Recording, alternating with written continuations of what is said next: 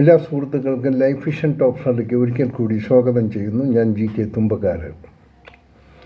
നമ്മൾ കാണുന്നതും കേൾക്കുന്നതും പലതും അപ്രതീക്ഷിതമാണ്.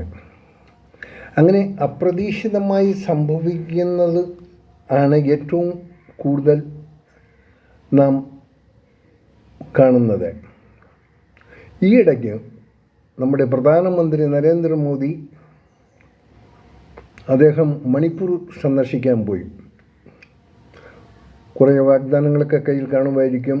ആഷ്പൂഷ് പല ഇതെല്ലാം കാണിച്ച് അദ്ദേഹം വർഷങ്ങൾ കഴിഞ്ഞിട്ടാണ് അവിടേക്ക് എത്തപ്പെട്ടത്. എത്ര പേരുടെ ജീവിതം നഷ്ടപ്പെട്ടു, എത്ര പേർ വികലാംഗരായി, എത്ര പേരുടെ സ്വത്തുക്കൾ നഷ്ടപ്പെട്ടു, ഇതിനൊന്നും ഒരു കണക്കുമെടുത്തില്ല. പരസ്യമായി നഗ്നരായി റോഡിലൂടെ ഭരണപക്ഷത്തിൻ്റെ സപ്പോർട്ടിൽ നഗ്നരാക്കി നടത്തിയ സ്ത്രീകളുടെ ആ ഓർമ്മകളും ആരും മറക്കില്ല. പ്രധാനമന്ത്രി ഒന്ന് കാണേണ്ടത്, താങ്കൾ ഇന്ത്യ ഭരിക്കുമ്പോൾ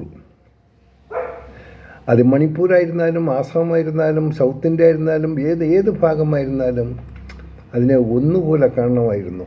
അതിലില്ല. പലപ്പോഴും ചേരിത്തിരിവുകളും ജാതിയും പാർട്ടിയും ഒക്കെ വെച്ച് നിങ്ങൾ രാജ്യത്തെ ഭരിക്കാൻ ശ്രമിച്ചിട്ടുള്ളൂ. ഇപ്പോഴും അതുതന്നെയാണ്. എന്നാൽ ഒന്ന് മനസ്സിലാക്കുക, ശരിയും തെറ്റും അത്ര വേഗം കണ്ടെത്താൻ ജനങ്ങൾക്ക് സാധിക്കില്ല. കാരണം അവരെ വിഡ്ഢികളാക്കാം.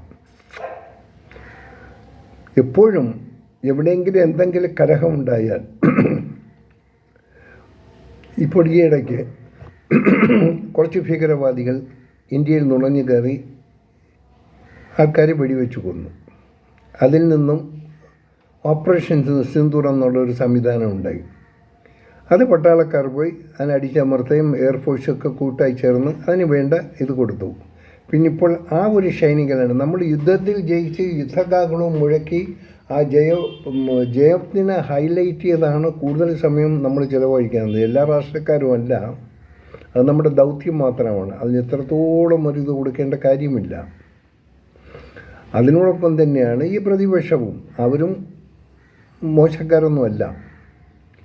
എന്നാലും മോദിജിയോട് പറയുന്നു, നിങ്ങളുടെ പ്രവർത്തനങ്ങൾ കുറച്ചുകൂടെ കാര്യക്ഷമമാക്കാൻ ശ്രമിച്ചാലും മോഹന വാഗ്ദാനങ്ങൾ കൊണ്ട് നിങ്ങൾ കുറച്ച് നാൾ പിടിച്ചു നിർത്താം. അത് കഴിഞ്ഞാൽ അതങ്ങോട്ട് തീരും.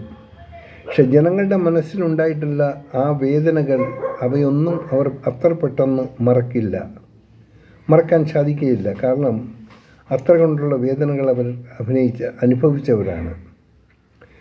ഇനിയെങ്കിലും രാജ്യത്തിൻ്റെ പുരോഗതിക്ക് വേണ്ടി ഒന്ന് ശ്രമിച്ചാലും, നിങ്ങൾ റഷ്യയിൽ നിന്ന് വില കുറഞ്ഞ എണ്ണ വാങ്ങുന്നു, മറ്റൊരു സ്ഥലത്ത് വിൽക്കുന്നു, ലാഭം കൊയ്യുന്നു, ഒക്കെ ശരി തന്നെയാണ്. എന്നാൽ പൊതുജനങ്ങൾക്ക് ഇത് കിട്ടുന്ന ബെനിഫിറ്റ് കൂടി നിങ്ങളൊന്ന് ഓർത്താൽ നന്നായിരിക്കും. കോർപ്പറേറ്റീവ്സ് ലാഭമുണ്ടാക്കുന്നു, അവർക്ക് വേണ്ടി എല്ലാ സൗകര്യങ്ങളും ഇന്ത്യയിലുണ്ട്, അതിന് യാതൊരു കുഴപ്പമില്ല. എന്നാൽ പാവപ്പെട്ടവന് അവൻ അന്നത്തെ ആ കഷ്ടപ്പാടിതെല്ലാം തന്നെ എന്തിൽ കൺസെഷൻ കൊടുത്തു, എന്തൊക്കെ ചെയ്തെന്നുള്ള ജീവിത നിലവാരം എങ്ങനെ ഉയർത്തിയൊക്കെ അറിയാം. നിങ്ങൾക്കെല്ലാം നല്ലതുപോലെ അറിയാം.